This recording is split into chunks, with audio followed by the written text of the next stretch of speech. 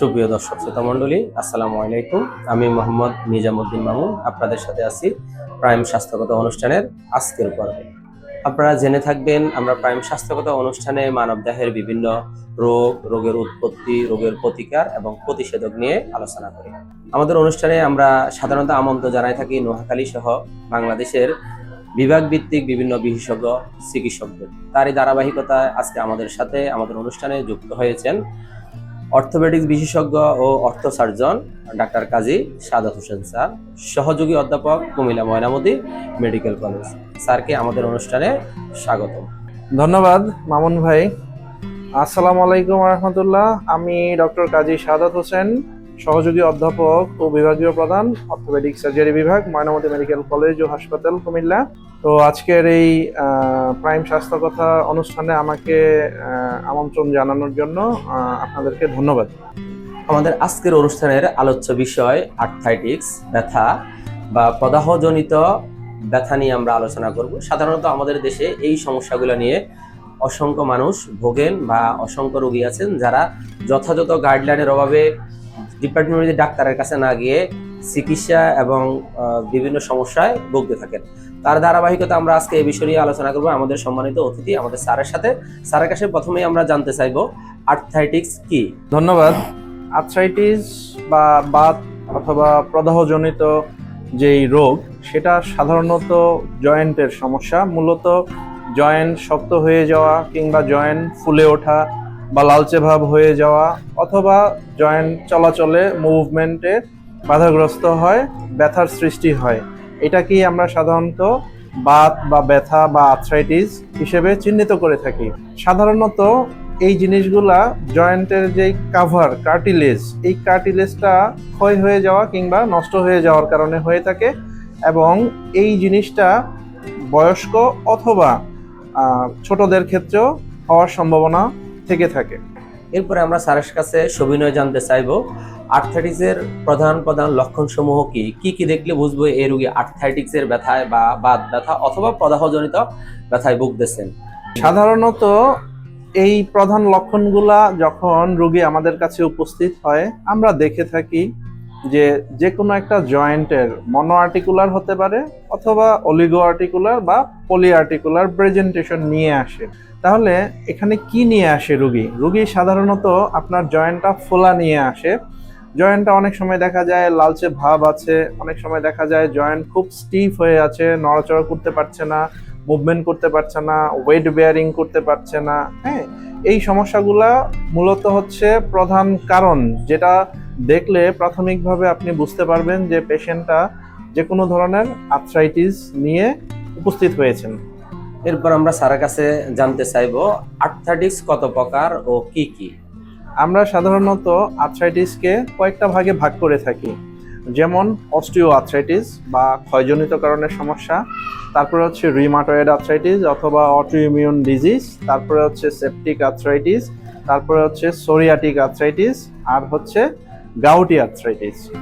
Sir, সাধারণত arthritis common হয় কেন বা এর কারণ কি?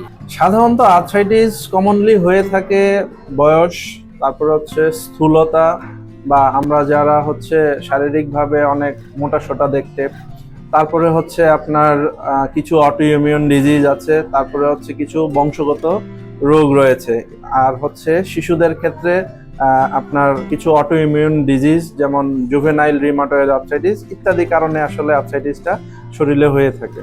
স্যার, কি ধরনের পরীক্ষা বা ইনভেস্টিগেশনের মাধ্যমে আর্থ্রাইটিস চিহ্নিত করা যায়? যেহেতু আমরা আসলে আর্থ্রাইটিসের বিভিন্ন ধরনের প্রকারের কথা বলেছি, তো সেই ক্ষেত্রে আমাদের কিছু কমন ভ্যারাইটির পরীক্ষা আমরা করে থাকি। এর মধ্যে হচ্ছে আমরা একটা এক্স রে করে থাকি, জয়েন্টের প্লেন এক্স রে। তারপরে হচ্ছে যদি আমরা অস্টিও আর্থ্রাইটিস চিন্তা করি, পেশেন্টের আপনার ওয়েট কি ধরনের আছে দেখতে হয়, পেশেন্ট ডায়াবেটিক কিনা, ক্রনিক কোনো ডিজিজে ভুগছে কিনা সেটা আমরা দেখি, বা রিউমাটয়েড আর্থ্রাইটিস যেটা অটোইমিউন, আমরা কিছু রিউমাটয়েড ফ্যাক্টর অ্যানালাইসিস করে থাকি। তারপরে হচ্ছে যে আপনার সেপটিক আর্থ্রাইটিস যদি কোনো ধরনের ইনফেকশন জনিত হয়, আমরা তাদের ইনফেকশন প্রোফাইলটা করে থাকি। তারপরে হচ্ছে আপনার যেটা সোরিয়াটিক আর্থ্রাইটিস, এটাও এক ধরনের অটোইমিউন আর্থ্রাইটিস, এটার জন্য আমরা সোরিয়াটিক প্যানেল করে থাকি। এই সাধারণত এই বেসিক কিছু ইনভেস্টিগেশনের মাধ্যমে আপনার আর্থ্রাইটিসের প্রাথমিক নির্ণয়টা করে থাকি। তারপর হচ্ছে স্পেসিফিক আর্থ্রাইটিসের জন্য আমাদের আরো বিভিন্ন পরীক্ষা নিরীক্ষা করতে হয় আপনার চিকিৎসার ধরন নির্ণয় করার জন্য। স্যার, এখন আমরা আপনার কাছে জানতে চাইবো কোন লেভেলে বা কোন অবস্থায় ডাক্তারের শরণাপন্ন বা চিকিৎসকের শরণাপন্ন হতে হবে? সাধারণত আর্থ্রাইটিসের প্রেজেন্টেশন হচ্ছে যেহেতু আর্থ্রাইটিস অনেক ধরনের হয়ে থাকে, প্রেজেন্টেশনও অনেকভাবে হয়ে থাকে।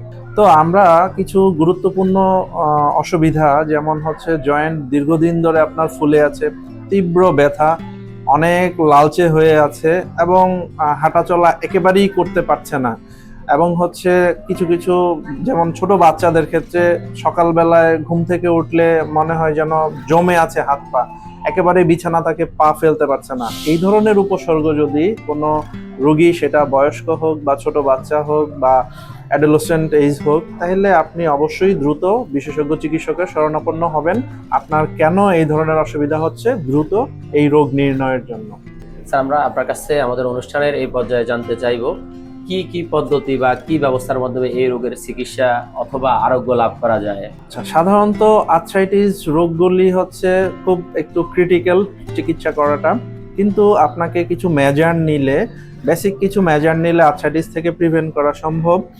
আচ্ছা, আমরা আর্থ্রাইটিস চিকিৎসায় সাধারণত বা বিদ্যমান যে সমস্ত চিকিৎসাগুলো আমরা ব্যবহার করি, সেটা হচ্ছে যেহেতু এটা জয়েন্টের প্রদাহ, তাহলে আমাকে প্রদাহ বিরোধী ঔষধ ইউজ করতে হবে, ব্যথানাশক ওষুধ ইউজ করতে হবে।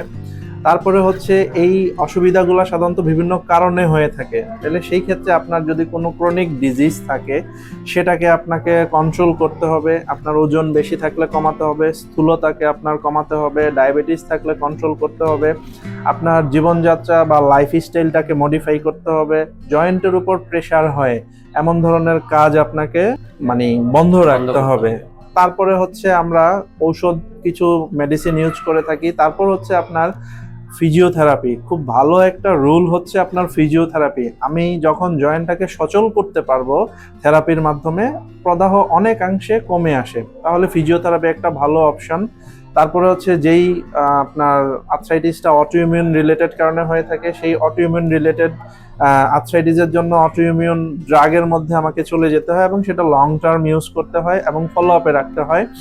আর হচ্ছে ফাইনালি যদি কোনো জয়েন্ট ড্যামেজ হয়ে যায়, সেই ক্ষেত্রে আমাদেরকে জয়েন্ট রিপ্লেসমেন্টে চলে যেতে হয়, কৃত্রিম জয়েন্ট প্রতিস্থাপন করতে হয়। এটা হচ্ছে খুবই লেটেস্ট চিকিৎসা যা বাংলাদেশে অ্যাভেলেবল হয়ে থাকে।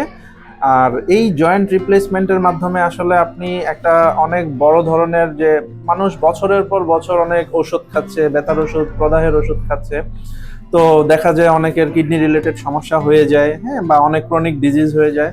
তো এই যেগুলা আপনার হচ্ছে জয়েন্টটাকে ড্যামেজ করে ফেলতেছে, সেই ধরনের চিকিৎসায় আমরা সাধারণত অ্যাডভাইস করে থাকি যে ঔষধ কিংবা অনেকে জয়েন্টের ইনজেকশনও করে থাকেন। এই সব কিছু মেজারমেন্টগুলো আসলে ফেইলিউর হয়। অনেক সময় আমরা হাড় কেটে জয়েন্টকে স্পেস বাড়ানোরও চেষ্টা করি, যেটাকে অস্টিওটমি বলা হয়।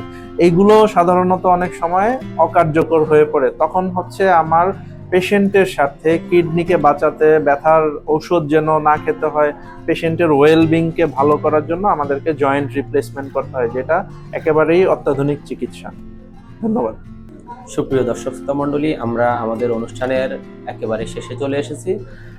আমাদের মাঝে উপস্থিত ছিলেন আমাদের সুনামধন্য চিকিৎসক। আমরা স্যারকে অনেক অনেক বেশি ধন্যবাদ জানাতে চাই। স্যার এরকম একটা ডিজিজ সম্বন্ধে আমাদেরকে সুনির্দিষ্ট তথ্য উপাত্ত দিয়ে সহযোগিতা করার জন্য। আর সম্মানিত দর্শক, আপনাদের উদ্দেশ্যে বলতে চাই, স্যার নোয়াখালী জেলার, বৃহত্তর নোয়াখালী জেলার prime hospital limited, hospital road, Maijdee, নোয়াখালীতে চেম্বার করেন। স্ক্রিনে দেওয়া নাম্বারে যোগাযোগ করে স্যারের সিরিয়াল দিতে পারবেন। স্যার প্রাইম হসপিটালের ৪র্থ তলা ৪৪৩ নম্বর রুমে চেম্বার করেন প্রত্যেক বুধবার বিকাল ৪টা থেকে সন্ধ্যা ৭টা এবং প্রত্যেক শুক্রবার সকাল 10টা থেকে বিকাল 5টা পর্যন্ত। ততক্ষণ পর্যন্ত আপনারা ভালো থাকবেন, সুস্থ থাকবেন। অন্য কোনো বিষয় নিয়ে আপনাদের সাথে অন্য কোনো অনুষ্ঠানে দেখা হবে এই প্রত্যাশায় আজকের অনুষ্ঠান এখানেই শেষ করছি। আল্লাহ হাফেজ।